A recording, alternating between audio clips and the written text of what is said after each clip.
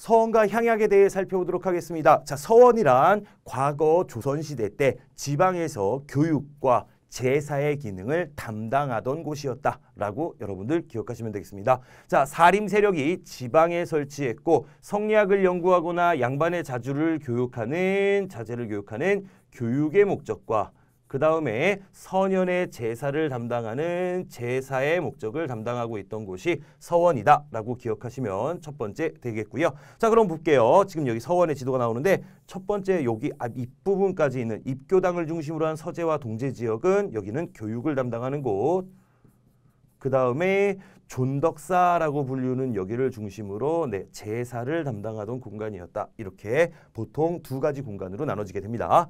자, 최초의 서원은요. 주세붕이라는 사람이요. 백운동 서원이라고 하는 걸 건립하고 저 이런 서원을 만들었습니다. 라고 왕한테 보고하자 왕은요. 잘했어 라고 하면서 사액이라고 하는 간판을 내려주게 됩니다. 이 당시에 간판을 뭐라고 부르냐면요. 현판이라고 부르는데요. 왕이 직접 이 현판을 써서 내려줍니다. 그래서 이때부터 이름이 바뀝니다. 왕은 여기에 소수서원이라는 이름을 붙여주셨거든요. 자, 그래서 지금 오늘날 소수서원이라고 불리는 서원이 만들어지게 된 거죠. 자, 이렇게 현판만 내려주는 게 아닙니다. 사액서원 같은 경우에는 이 땅을 줍니다. 서원전이라고 하는 땅을 줘서 이 땅을 바탕으로 운영을 할 수 있게 해주고 서원전을 경작할 노비들도 함께 주면서 국가가 이런 서원들을 장려하는 모습을 보여주기도 합니다. 이런 서원들은요. 지방마다 만들어지게 돼서 지방 사림들의 지방에 있었던 양반들의 여론을 수렴한다든지 여론 수렴이란 같이 의견을 토의하고 회의해서 모은다라고 기억하시면 되겠고 향촌 사회의 성리학을 보급하는데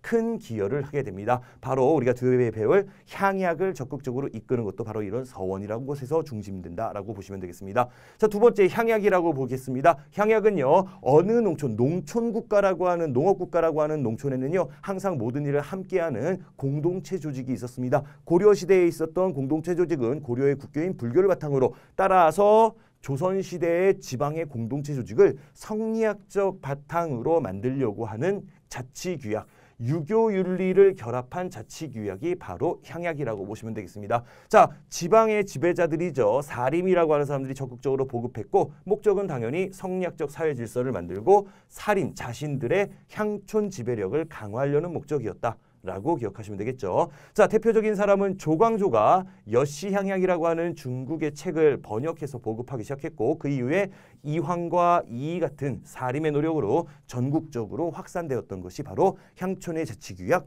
향약입니다.